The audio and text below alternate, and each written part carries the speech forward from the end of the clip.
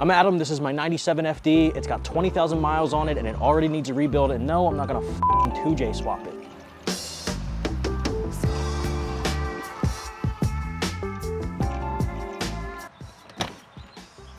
Welcome to episode 2 of me pulling my FD's motor out, doing a rebuild, figuring out what went wrong with it because I had a lot of coolant issues in the past couple of months. So if you haven't seen episode 1, you want to check that out. I kind of explain why I'm doing a rebuild on my motor here that only has 20,000 miles on it.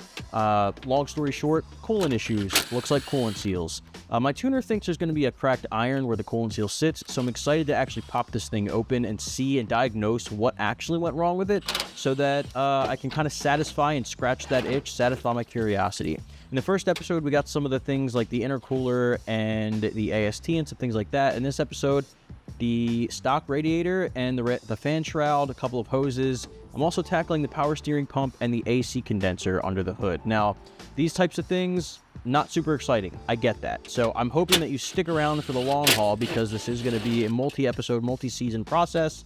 I'm going to be pulling this motor out myself with little to no experience pulling an engine, number 1, by myself, and 2, working on a rotary. I have a ton of rotary knowledge in my brain from the research, but to actually put it into a tangible experience, I haven't gotten that far yet. So this experience is literally DIY.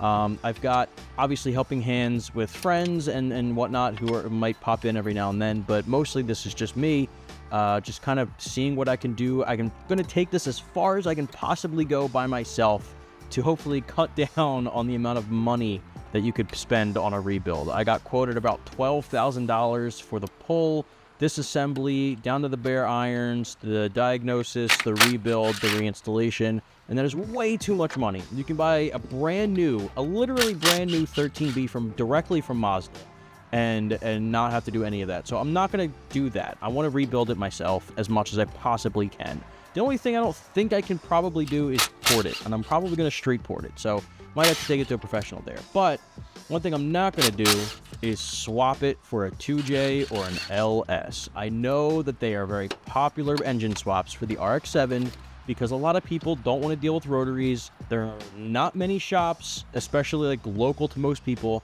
that want to even touch a rotary, let alone rebuild one. So yeah, I'm not gonna swap it over to something else. I think the rotary should be respected. I'm a rotary, I guess, purist, you could say, when it comes to the RX-7.